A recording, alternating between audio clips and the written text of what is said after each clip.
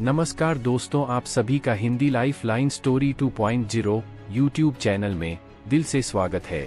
आज हम इस वीडियो में जानेंगे गौतम बुद्ध के उपदेश मृत्यु क्या है।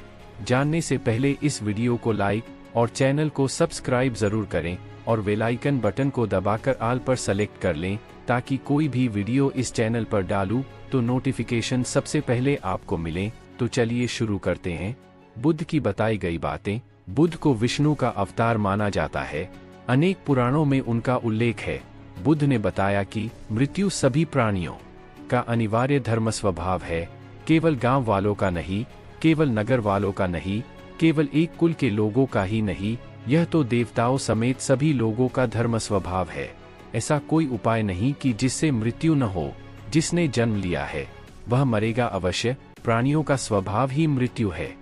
सभी अनित्य धर्मा है, सभी मरण धर्मा है।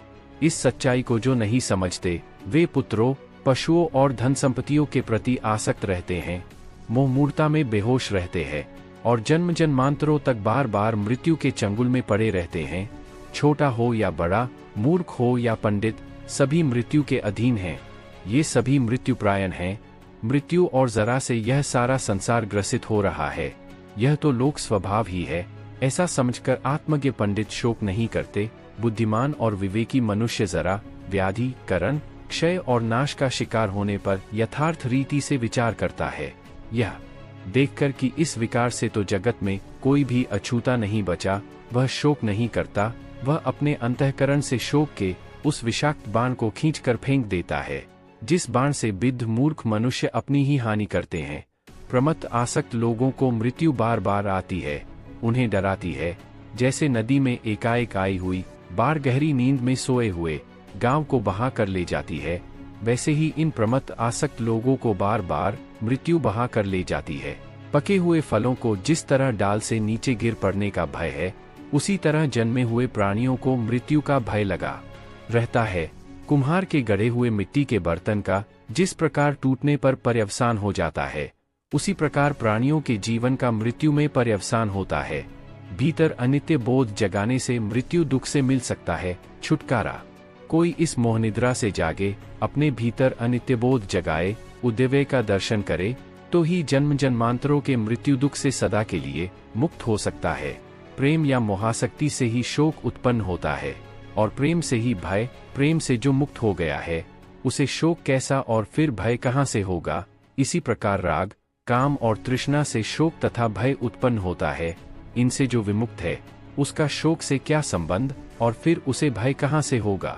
उद्यव्यय का नित्य दर्शन करें, अंतर्बोध जगाए और जन्म मृत्यु से छुटकारा पाए। 100 वर्षों तक बिना उद्यव व्यय का दर्शन किए जीने की अपेक्षा उद्यव्यय का दर्शन करते हुए एक दिन का जीवन ही अधिक श्रेष्ठ है। मूढ़ लोग विवेकांत होकर शोक सागर में डूब जाते हैं और किंकर्तव्य विमूढ़ हो जाते हैं। न उन्हें अन्न रुचता है, न जल। उनके शरीर की कांति क्षीण पड़ जात है, कामकाज सब बंद हो जाता है। उनकी यह दशा देखकर उनके शत्रु आनंद मनाते हैं कि चलो अच्छा हुआ, इनका प्रियजन तो मरा ही, ये भी उसके वियोग में मरने वाले हैं। बुद्ध कहते हैं कि हमें जीवन मिला है, जीने के लिए हमें कितना संघर्ष करना पड़ता है। जीवन में इतना दुख है, हमें अपनी ऊर्जा उन दुखों के निवारण में खर्च करनी चाहिए, न कि यह सोचकर अपना वर्तमान और भविष्य खराब करना चाहिए कि मरने के बाद क्या होगा। इंसान को उन बातों के बारे में सोचकर समय नहीं गंवाना चाहिए जिन पर उसका कोई जोर ना हो। हमेशा उन बातों के बारे में ही विचार करें जो आपकी परेशानियों को कम कर सके, समाज को जिससे फायदा हो या किसी इंसान की मदद हो। दीपक का उदाहरण। मृत्यु कैसे होती है? तेल है, पर बाती खत्म हो जाती है तब दीपक बुझता है। साथ ही तेज वायु के प्रवाह से, बाती पर पानी डालने से या दिया टूट जाने पर भी दीपक बुझ सकता है। अब मनुष्य के शरीर को एक दीपक समझ लेते हैं और प्राण मतलब अग्नि यानी ऊर्जा। सजीवों का देह 4 तत्वों से बना है। 1 पृथ्वी घनरूप पदार्थ यानी मिट्टी। 2 जल द्रवरूप पदार्थ यानी पानी, स्निग्ध और तेल।